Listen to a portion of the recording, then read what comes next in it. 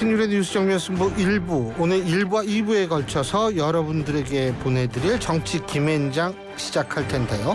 오늘도 정말 김앤장 두 분 나와 계십니다. 한 분씩 소개해드리죠.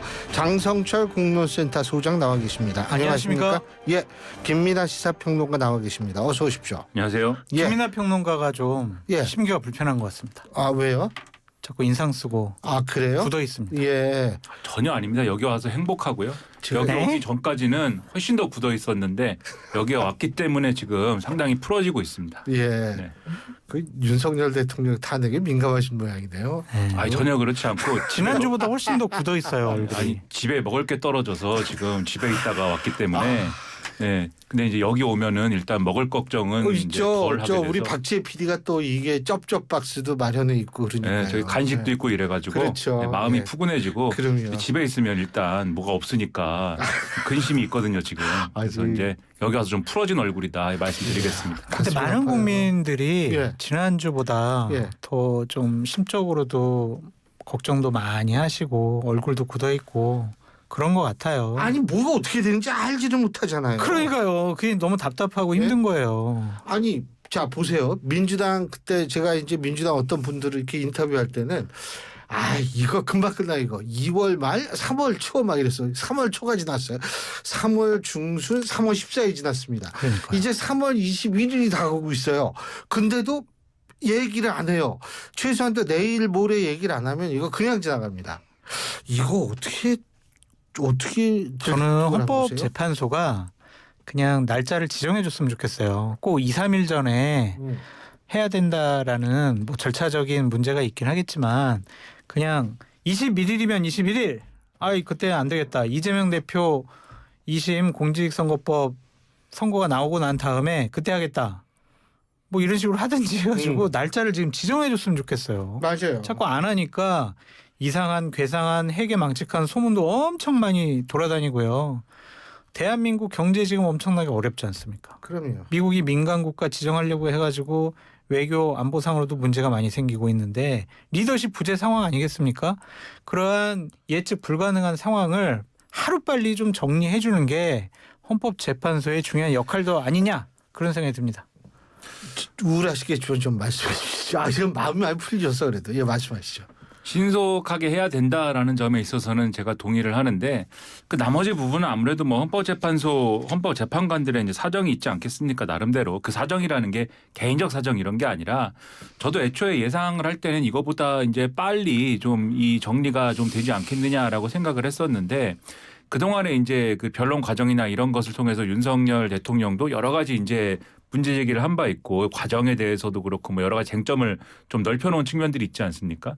그러면은 이것에 대해서 어쨌든지 간에 당사자로서는 그러니까 여기서 당사자라는 거는 윤석열 대통령과 국회 탄핵 소추단으로서는 결과에 대해서 뭐 수용을 할 수도 있고 수용을 안 할 수도 있는 원론적으로 얘기해서 말이죠. 뭐 어떤 게 바람직한가에 대해서는 좀 이따 말씀을 나누겠지만은 원론적으로 수용을 할 수도 있고 안 할 수도 있는 문제겠지만 헌법재판관들이 내놓은 이 결정문에 대해서는 제3자가 봤을 때 이거는 정말 굉장히 이제 설득력 있는 어떤 내용이다. 그동안에 제기된 여러 쟁점들에 대해서 다 설명이 되는 내용이다. 이 정도의 결정문이 지금 나와야 되는 그런 상황이다라고 헌법재판관들이 판단을 하지 않을까 이런 생각이 좀 들거든요. 그리고 지난 이제 박근혜 그래서 늘어진다. 그렇지 않을까라고 이제 추측을 하는 거죠. 지금 알 수 있는 게 아무것도 없으니까. 그리고 지난번에 이제 박근혜 전 대통령에 대한 탄핵 심판 때도 결정문을 보면은 여러 가지 쟁점들에 대한 이제 헌법재판관들의 판단들이 다 들어있고 3명의 재판관들이 2개의 별개 의견을 또 첨부를 했습니다. 그 얘기는 뭐냐?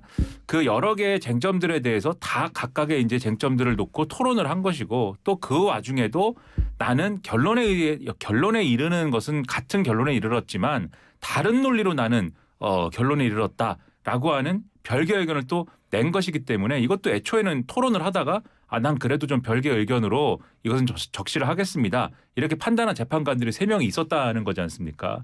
근데 그 당시에는 박근혜 전 대통령이 돌이켜보면은 뭐 직접 변론에 직접 나온다든지 뭐 이러지도 않았거든요. 그래서 이런 것들을 좀 종합을 해보면은 더 충실한 수용력을 높일 수 있는 그러한 결정문을 쓰기 위해서 재판관들이 좀 심도 있는 논의를 하는 게 아닐까라는 생각이 들어서 이게 뭐 여러모로 이제 우리가 마음을 졸이고 답답할 수는 있는데 그리고 여러모로 또 나라의 앞날을 기준으로 봐도 앞서 말씀드린 바와 같이 신속한 결정이 필요할 수 있는데 또 이제 그걸 이유로 헌법재판관들에 대한 너무 많은 이제 압박이라든가 그런 것들을 다 하면 안 되겠다 그런 생각을 요즘에 같이 하고 있습니다.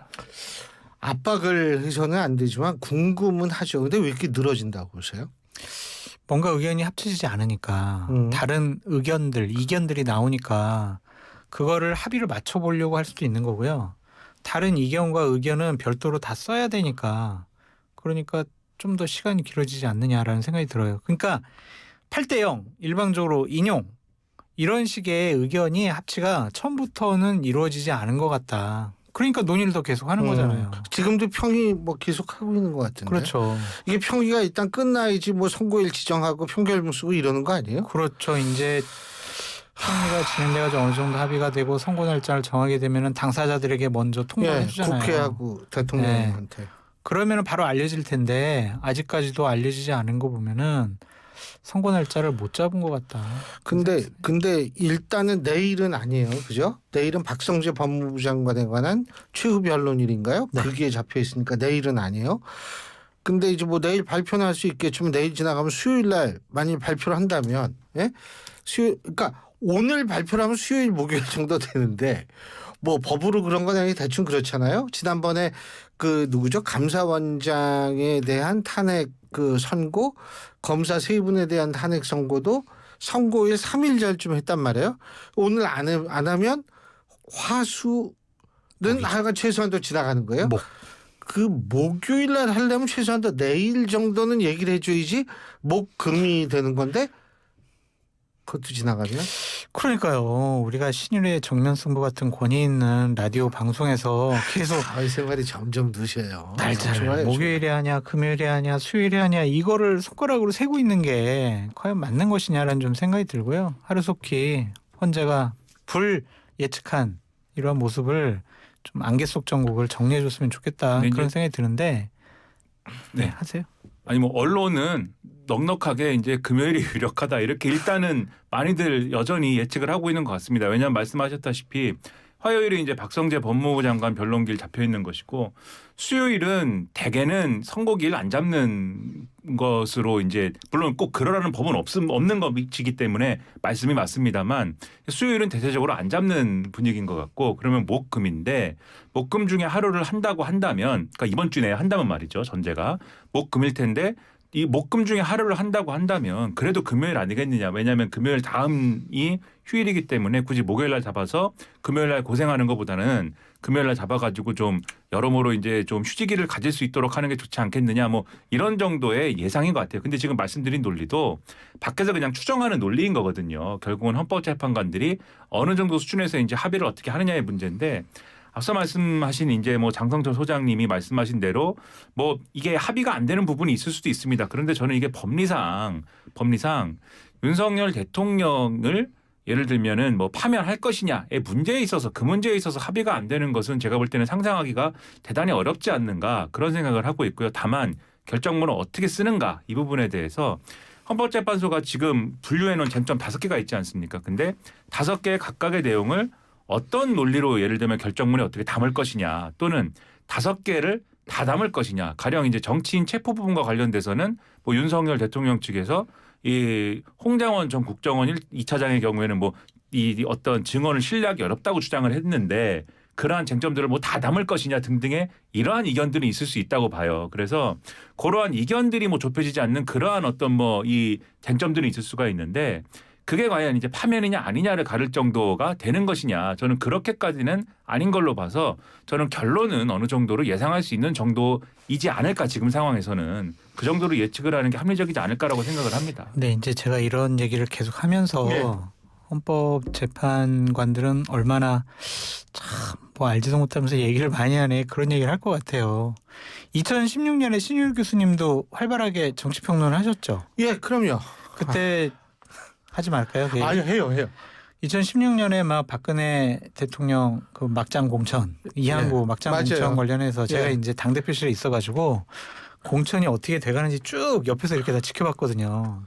그때 방송에 나와서 방송의 패널 분들이나 사회자분들이 우리가 전혀 생각하지 않은 거 가지고 막 얘기를 하는 거죠. 언제 공천이 될까요? 누가 공천이 될까? 뭐 그거 막 얘기를 하길래 야, 정말 저럴 수도 있구나 그런 생각했었거든요. 그래가지고 그때 야 평론가 분들이나 패널이나 기자분들이 대략 돌아가는 거에 한 30%도 알지 못하고 방송도 하고 얘기도 하는구나. 그거 같아요. 지금 저도 너무 답답해요. 헌법재판관들이 보기 얼마나. 그때는 그래도 정치하시는 분들은 대략은 알았지만 네. 지금은 정치하는 사람들도 모르더라고. 전혀 모르죠. 예? 지금. 아 엄청 답답해하더라고요. 하여튼 이상한 막 흉흉한 소문 예를 들면은 아니 국회에서 내란죄 지금 탄핵소추에서 뺐잖아. 그러면은 국회에서 탄핵소추 의결을 처음부터 다시 시작해야지. 그래서 각하 얘기가 나오는 그렇죠. 거죠. 그럼 헌재에서는 이거는 논의를 하면 안 돼요. 이거는 그래서 각하 이런 얘기를 특정 재판관이 계속 문제 제기를 하고 있다.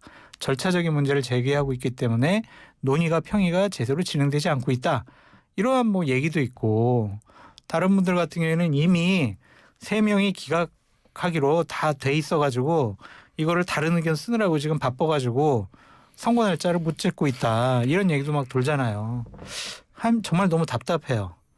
빨리 결정해 줬으면 좋겠어요. 근데 이제 말씀하신 예. 과거의 공천 뭐 이런 얘기 있지 얘기를 않습니까? 못 정치권 얘기. 예? 근데 정치권 얘기에서 사실 평론가 내지는 언론이 잘 모르면서 이제 막 쓰고 뭐 예측하고 이런 거 있잖아요. 근데 그래도 뭐 그건 큰 저거는 없죠. 뭐 그렇기도 하거니와 정치의 이제 재미있는 점은 그렇게 막 얘기를 하는 게 또 정치권으로 돌아와서 정치 영향을 또 줍니다. 또 그게.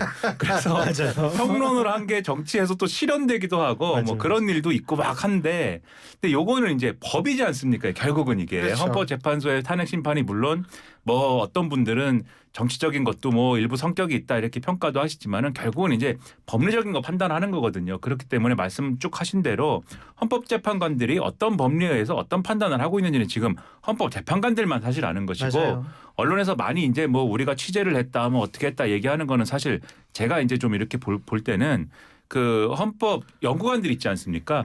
연구관들이 이제 어느 정도 뭐 거기서 나오는 얘기를 듣고 아마 뭐 기사를 쓰거나 이런 게 일부 있는 것 같은데 그 연구관들도 사실 재판관들이 하는 어떤 수준의 얘기를 하고 있는지는 전혀 알 수가 없는 구조고 다만 이분들이 알고 있는 거는 진도가 어디까지 나갔느냐 정도예요. 근데 여기서 진도라는 거는 평의가 끝났다 안 끝났다. 그래서 뭐 이 정도지 않습니까? 근데 평의가 안 끝났다라는 거는 아까 처음에 말씀하신 것처럼 다음 절차로 안 넘어가 가지고 선고일 지정이 되는 분위기는 아니다. 뭐 이 정도인 것이지 않습니까? 그러니까 그거는 이제 뻔한 얘기여서 사실 지금 나오는 보도라든가 아까 이제 장성철 소장님이 말씀하신 뭐 어떤 재판관이 어떤 태도라더라 뭐 누가 뭘 고집을 부리고 있다더라 하는 얘기는 사실 거의 99%는 근거가 없는 얘기다라고 생각을 해야 된다라는 거죠. 언론이 얼마나 답답하면 헌법재판관 지인의 말을 빌려서 지인이야? 지인이에요, 지인. 원래 금요일날 약속을 잡았는데 금요일날 약속을 취소했다. 그러면서 뭐 언제 이후로 하자고 그랬대더라. 이거 가지고 야 그러니까 이 얘기까지 나오는 거거든요. 지금. 근데 정작 그 약속을 취소한 재판관도 사실 언제 선고할지 지금 모를 수도 있는 거거든요. 당연히 모르죠. 근데 이렇게 늦어지니까 부작용은 좀 많은 것 같아요. 뭐냐면은 대통령이 구속 취소가 됐잖아요. 예. 그런데 당초에 14일 아니면 그 전에 헌재 선고가 나올 줄 알았는데 늦어진단 말이에요.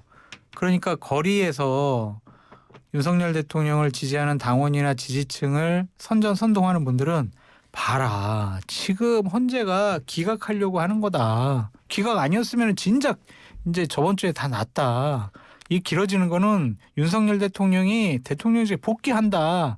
조금만 힘을 내자. 조금 더 헌재를 압박을 하자. 막 이런 얘기도 하고 국민의힘의 김나윤으로 대표되는 윤석열 대통령을 상당히 옹호하는 요즘에 의원들 있잖아요. 그분들 같은 경우에는 주말에 이제 대구 경북에 가가지고 집회하면서 정말 너무나 많은 험한 말들을 막 해대잖아요. 그런 부작용이 있는 것 같아요. 그러니까 제발 좀 빨리 좀 결정 내려달라. 다시 한번 외칩니다. 오케이. 근데 가장 중요한 거는 3월 26일 후냐 전이냐도 또 중요하더라고요. 3월 26일이 뭐냐? 이재명 대표의 공직선거법 위반 2심 선고가 있는 날입니다. 네. 이게 어떤 의미가 있다라고 보십니까? 뭐 지금 말씀하신 대로 정치적인 이제 그 부분에서는 판결 전에 나냐 후에 전이냐 후냐에 대한 뭐 효과가 일정 정도 있겠죠. 그래서 이재명 대표가 이제 이 선거법 위반 2심 선고가 어떻게 나는지가 중요하겠지만 뭐 유죄냐 무죄냐 뭐 요게 중요하겠지만 만약에 유죄 선고가 나는 경우에는 그러니까 피선거권 박탈형이냐 아니냐 이게 중요하겠죠. 그렇죠. 네. 근데 유죄가 나는 경우에는 피선거권 박탈이 아닌 뭐 유죄형이 나기에는 좀 어려울 것 같고 그런 피선거권 박탈에 아예 해당하는 확 뒤집어져야 된다 이 말씀이시구나. 그렇죠. 근데 피선거권 박탈에 해당하는 이제 그러한 이제 형량일 가능성이 높아 보이는데 그럴 경우에는 아무래도 이재명 대표 입장에서는 야당 내에 지금 소위 말하는 비명계들의 이제 목소리가 높아진다든지 후보 교체가 필요하다라든지 뭐 이런 데 힘이 어느 정도는 실릴 거 아니겠습니까? 그래서 이게 막 절대적으로 이재명 대표가 뭐 낙마하는 상황까지는 저는 안 갈 거라고 보는데 그럼에도 불구하고 뭐 여러모로 이제 뭐 무죄 추정의 원칙을 얘기한다든지 대법원까지 가봐야 한다든지 뭐 이런 논리로 이제 뭐 계속 이재명의 민주당 요 틀로 이제 갈 수밖에 없는 것이겠지만 다소 이제 여러모로 흔들리는 상황에서 중도층이라든지 또 민주당 지지층 내에서는 상당히 이제 혼란이 있는 상황이 되지 않겠습니까?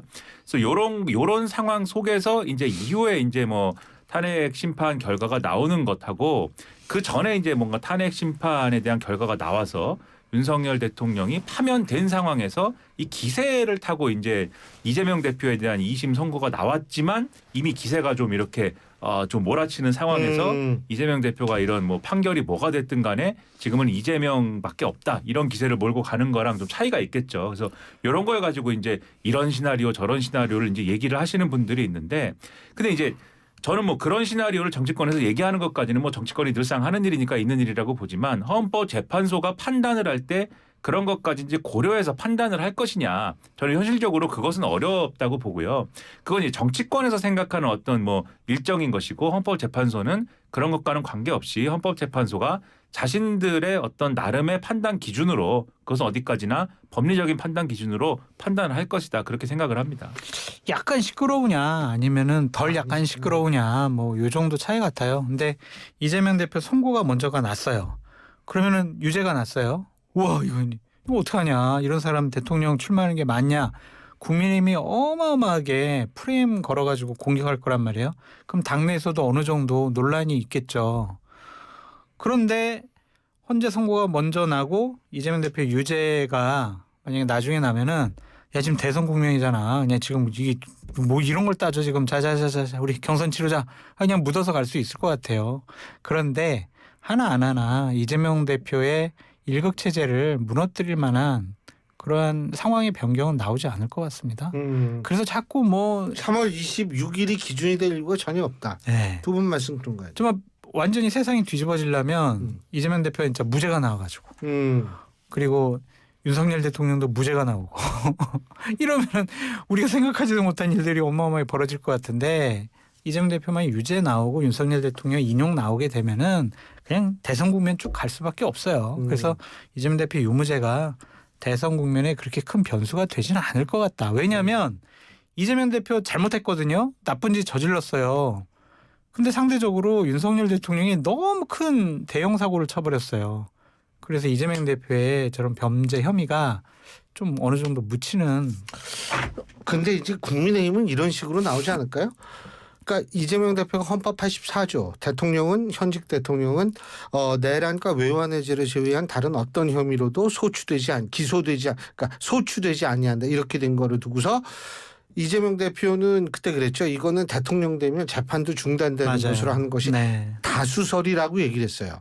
그런데 지금 사실은 그 헌법학자들은 기소가 안 된다는 거, 다시 말해서 이 기소가 안 된다는 것뿐이지 재판 그만둔다라는 얘기는 아니다라는 해석.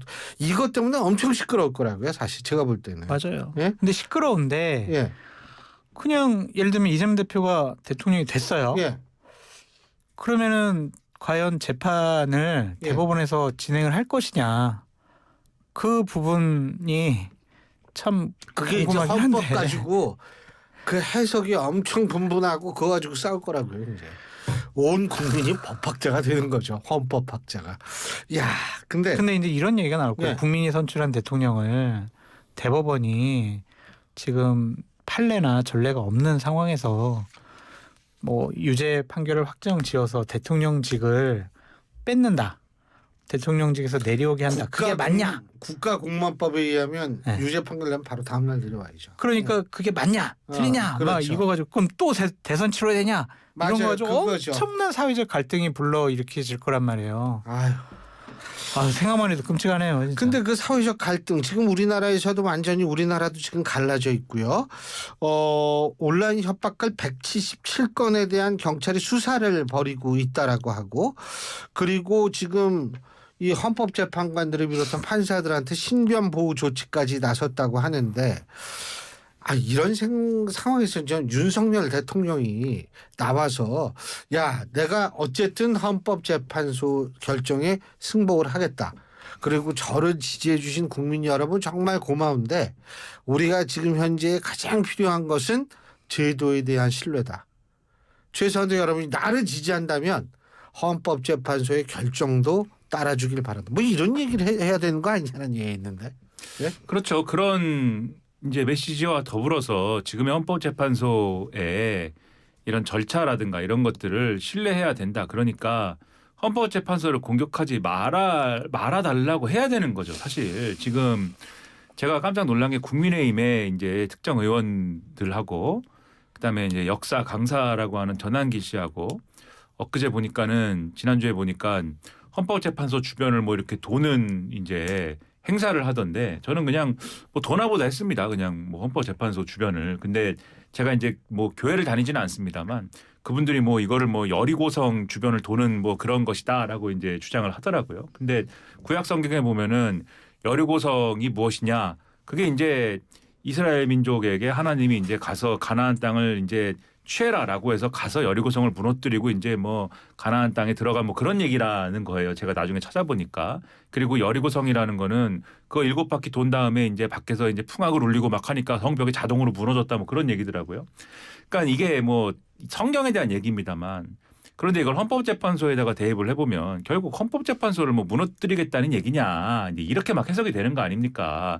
그러니까는 이거는 어떻게 보면 헌법재판소를 뭐 위협을 하는 그런 행위가 될 수도 있는 거지 않습니까? 그리고 이 국회의원들이 이제 그러한 행위를 하는 게 아무리 이제 종교적인 맥락에서 자신들이 뭐 그러한 어떤 것들을 했다고 하더라도 제가 볼 때는 잘 납득이 안 되는 이제 그런 수준까지 이제 간 거 아니냐는 의심이 들고 헌법재판소의 헌법재판관들을 공공연히 이렇게 좀 위협을 하는 그러한 이제 어떤 메시지들이 나오고 있는 것 아니냐 이런 이제 좀 문제의식을 느낄 만한 그런 메시지들이 계속 나오고 있거든요. 또 지금 이제 거리에서 계속 이제 시위를 하고 있는 이 시위대들의 경우에도 거의 뭐 헌법재판소의 재판관들을 뭐 어떻게 하겠다라는 수준의 그러한 이제 얘기들을 하고 있지 않습니까? 그러면 이 당사자인 윤석열 대통령 입장에서 이러한 이제 흐름에 사실 불을 처음에 붙인 거나 마찬가지거든요. 이 시위대에 그러한 메시지를 주고 하면서 직접적인 메시지를 발신하고 하면서 이러한 흐름에 불을 붙인 거나 마찬가지의 어떤 그러한 행위를 한 바 있기 때문에 이제는 이쯤 됐으면은 여기서 좀 자제해 줄 것을 얘기를 하기도 하고 그러면서 좀 일정 정도는 신뢰를 회복하는 조치가 필요한 것인데 그게 아니라 지금 뭐 승복 메시지조차도 내지 않고 있다라는 거는 상당한 좀 위협감을 느끼게 하고 있는 거죠. 그래서 말씀하신 대로 최소한의 어떤 조치가 될 수 있는 메시지는 지금 내는 것이 필요한 게 아닌가 이런 생각을 하고 있습니다. 그런 얘기들이 많죠. 기대하지 마세요. 아니 뭐 어쨌든 당위론적으로 얘기를 할 수 있는 거죠. 그게 마음의 상처만 더 받아요. 그래요? 그 교수님께서 그런 얘기 하시면은 국민들이나 청취자분들이 기대했다가 안 하게 되면 그 마음의 상처 어떻게 하시려고 그러세요? 참 갑갑해요. 그러니까 진짜 그런 얘기를 하시려고 한 분이었으면 진짜 저런 비상계엄도 안 하고 비상계엄 하고 난 다음에 국회에서 탄핵 소추 당하고 난 다음에도 저런 입장 얘기 안 하죠. 헌법재판소 재판정에 나와가지고 하신 얘기들을 봐보세요. 이런 얘기 안 하실 겁니다. 자, 정치 김현장 1부 순서는 여기서 줄이고요. 잠시 뒤 2부에서 계속 얘기 이어가겠습니다. 대한민국 대표 트렌치 코리아 트렌치